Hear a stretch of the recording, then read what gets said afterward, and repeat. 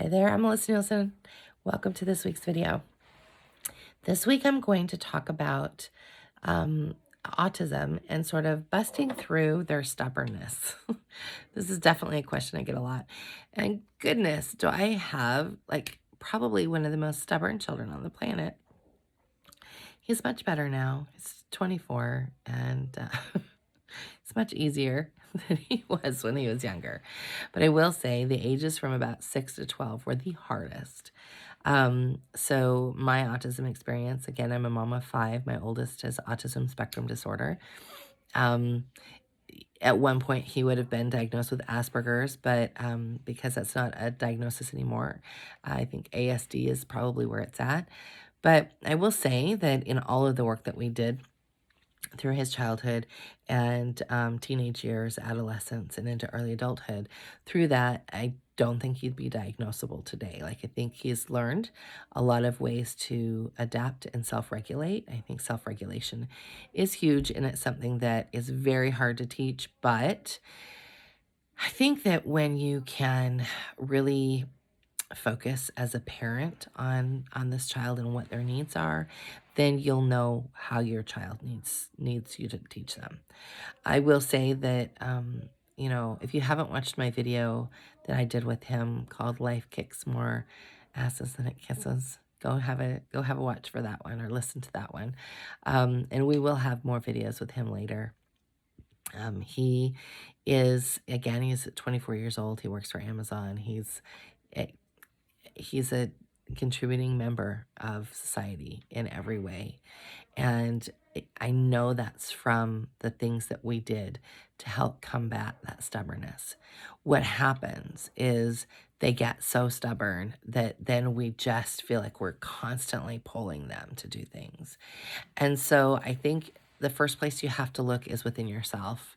You have to look at your own temperament and you have to look at the confidence that you have or don't have in raising this child. If you are struggling with your own confidence in how you're meeting them or showing up every day, then I'm going to invite you to get that in check first. Because if that part is not in check and you're just yelling all the time or crying all the time, you're not going to help this child at all. I definitely would say I was a yeller.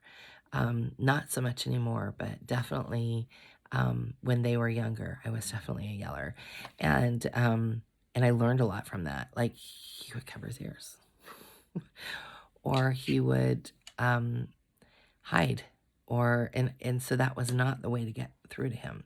I had to really help him understand what my frustration was at the time. Like, why was I angry at him? What was the challenge right then?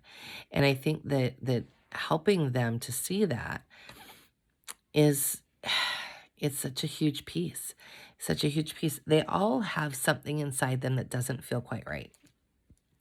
And so you want to sort of get to the heart of what that feels like. So for Harry, he used to say, I feel wiggly. And it would be like his insides were vibrating and he couldn't control them. And he just would act out or, melt down. And it was my job to be able to help him regulate that. That's my job. That's my job. That's your job. If you've got a child with autism spectrum disorder or anything there, you've got to really ask yourself, like, okay, how am I showing up? Because me being crazy was not going to help him. So I had to really help him name those emotions, understand how he was feeling. And when he was really little, that was really hard. Like sometimes when he was really little, I just had to hold him and not in the loving, sweet mama hold. No, there were definitely some bear holds and there were definitely some like me holding him so he wasn't hurting somebody else. And, really being able to help him regulate that piece and to know what he was feeling in his body. So when you've got them like really being stubborn and you're trying to help them like eke out of their comfort zone, you might do things with them that you wouldn't do with your other kids. Like you might find yourself giving incentives. I'm definitely not an incentive mom, especially if it's not like a natural incentive. I don't like it, but it was what he needed. So again, it's like looking at what do they need? What does each child need that's different? So when I looked at what he needed incentives. He needed an incentive. I remember when he was trying to ride a two-wheeler. He was 7.5, maybe. And my son below him was already riding a two-wheeler, riding circles around him. And my mom taking his bike and riding his bike around the block was not the incentive he needed. It just made him mad. The incentive he needed? Seriously. I said, well, we had this little store in Idaho Falls. In this little store where it was called the Candy Cottage, and he loved the Candy Cottage. And of course, it was an old-timey store that had candy everywhere, truffles and ice cream and jelly beans and all the M&Ms. It was this great place. And I remember saying, if you can stay on your bike to go all the way around the park, we'll go to the Candy Cottage. That was the incentive he needed. He worked really well on incentives. It helped get over the stubbornness. So in life, like as an adult, he'll even do this with himself. Like when I do this, then I get this. And it helps him like get over the stubbornness. It helps him get through that space. Now, people might argue with me and say, that's not a way to do it. That's not teaching him real world things. Yes, actually it is. You're okay. You're welcome to have your opinion about things. But that's what worked for us. It worked for us to get out of that space. I will say if you're in the moment and you've got stubbornness in the moment, you're not going to get them out of it in the moment. So you've got to plan ahead. You've got to really think about what they need and think about what's ahead. And if it's something you know they're going to fight you about, then take some time to go, okay, how are we going to get through this? Like, okay, well, if I talk about this or, figure out what it is that lights them up that will help them get through it. For him, he's phlegmatic. Anything about food lit him up. Food, comfort, all those things lit him up.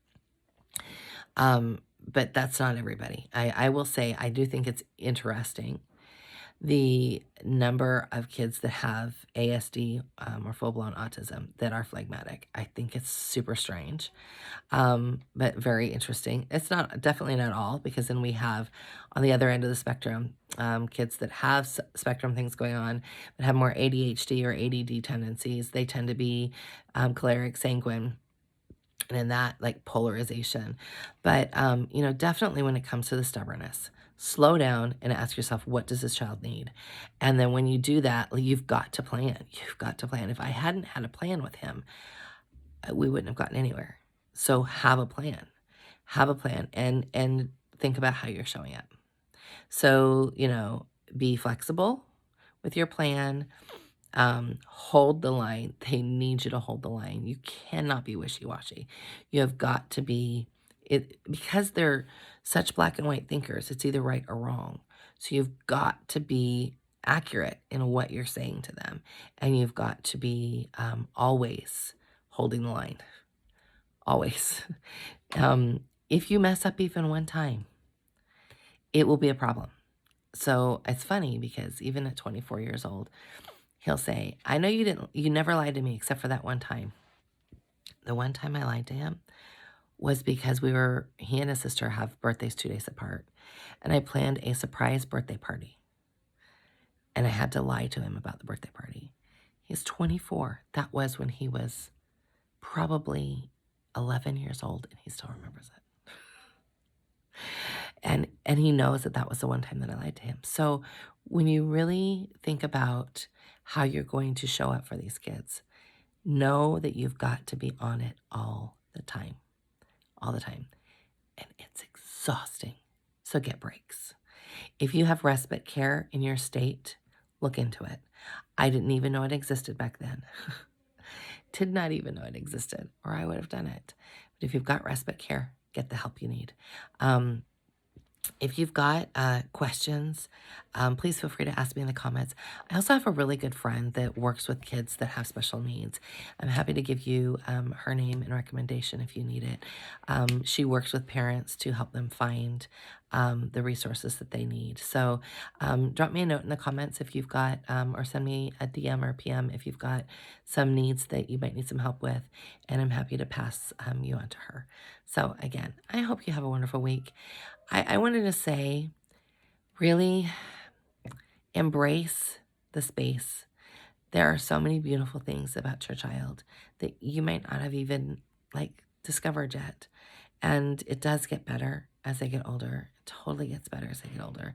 And but you have to be on it. You have to be on it, because otherwise, if you're not on it, it's not going to get better. It's just going to be an older child with the same challenges. So I know you can do it. I'm here to help. I'll see you later. Have a good week.